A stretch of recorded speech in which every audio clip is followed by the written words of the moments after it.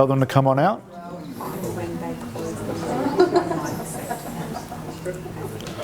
Okay, get some feedback. Was it better? Was it worse? Did it make a difference?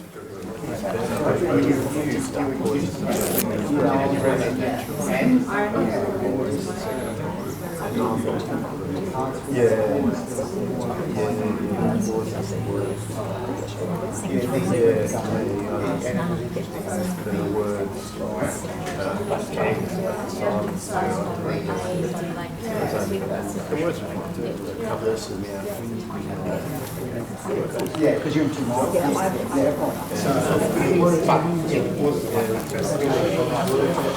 All right, so let's get some feedback and then we'll swap. You swap your role. Who, as the client, who preferred their therapist to pause? Excellent, it's usually the common case. What pausing does is it allows the mind to absorb the message, okay, from the standpoint of the client. From the therapist, it does something good for you too. If you run out of words to say, you can pause and think, shit, what do I say next? And then start talking again, and then find some more words. So it benefits you across the board, okay? So one way you can make your pausing extreme is to use what I call extended pauses. Now, this can be a little bit tricky. You'll find that, who's ever talked to somebody who's really, really awkward to talk to, okay? And you're trying to come up with a conversation just to connect with this person, and that long pause almost pressures you to talk. And what comes out of your mouth just makes things worse. Okay? So as a hypnotist, what I like to do, I think it's great practice, is I like to extend my pause where I feel as a hypnotist, shit, I should start talking soon, but wait, and then start talking. So I might extend my pauses for sometimes 10, 15, 20 seconds.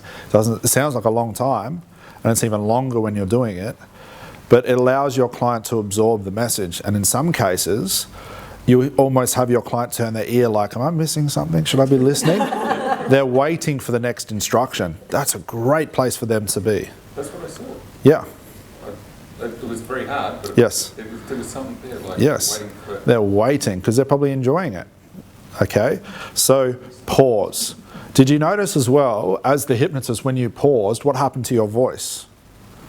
Softer. It lowers and gets softer, which means that by pausing, you're creating your hypnotic voice. So your hypnotic voice is a clear distinction between the voice I have now compared to the hypnotist voice that's more slow and more careful and precise. Don't fall into the trap of having a hypnotist voice that's monotone, that sounds like a robot. That used to be the way hypnotists used to do things, and it's been clearly written about in the literature. It's great then, but I think we moved past that. I don't want to bore my clients into trance. I want to hypnotize my clients into trance, okay? The opposite side of the hypnotic voice is to be overly extreme. You put like you're putting on a show or performance. You can still perform in your hypnotic voice and really emphasize words, stretch words, and pause accordingly, and it adds a showmanship to what you're doing, and your clients will love that. Okay? They love that. Yeah, they love that. If you're emphasizing going to a deep trance, you start to stretch your words and you give them an impact, they'll absorb more from it, because it's not the words, it's where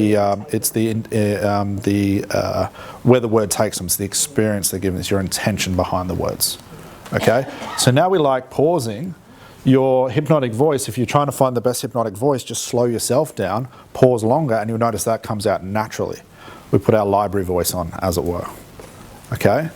Any questions with that? Okay? We'll go through the same thing again. You're going to swap your role, so if you're the hypnotist, become the client, and so on. Start with normal speaking for a minute, and then we'll contrast a minute with your EVP on complete. And then we're going to move into the therapy themes right before lunch and start to practice that.